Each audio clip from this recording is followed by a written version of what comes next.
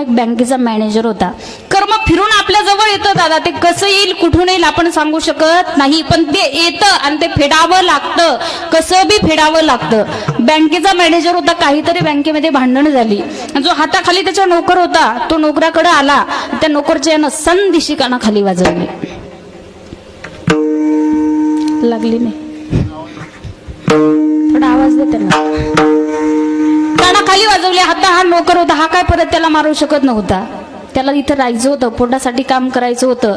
तो नोकर तंतन करत घरी आला. बायकोनी त्याच्या आवडीचा स्वयंपाक केलेला होता. रात्री जेवणाकरता बसला. सुंदर स्वयंपाक त्याच्या आवडीचा होता. जेवणाकरता बसला. पहिला घास भाजीमध्ये बुडवला, तोंडात घातला. पहिल्याच घासाला भाजीत केस लागला.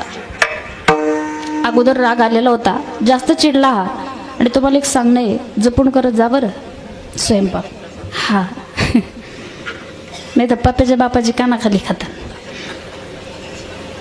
पहिल्याच घासाला याला भाजीत केस लागला. याला अगोदर राग आलेला होता. हा उठला, तंतन करत बायकोकडे किचन मध्ये गेला आणि तिच्या समदिशी कानाखाली वाजवली. आता ती बायको होती, ती याला परत मारू शकत नव्हती. त्या बायकोनं काय केलं, घरात मुलगा खेळत होता, त्या लेकराकडनं काहीतरी आदळण ते फुटलं. ती आई त्या लेकराकडे गेली, तिनं त्या लेकराच्या कानाखाली मारली. लेकरू लहान पडलं. आता ते लहानच राहिलं, आईला काय मारू शकत नव्हतं. ते बाहेर राग फिरायला गेलं, अंगणामध्ये खेळायला गेलं. लहान लेकरांना सवय असते, एखादं कुत्रं समोर दिसलं त्याला दगड फेकून ते मारतात. एक कुत्रं झोपलेलं त्या मुलाला दिसलं. त्या मुलानं काय केलं, एक दगड घेतला आणि त्या कुत्र्याला फेकून मारला. त्या कुत्र्याच्या समोर एक गृहस्थ उभे होते. कुत्र्यानं इकडे तिकडे पाहिलं आणि त्या गृहस्थाला ते कुत्रं चावलं. त्यानं विचार केला, याला मी मारलं नाही, मारणारा दुसराच, पण हे कुत्रं मला का चावलं.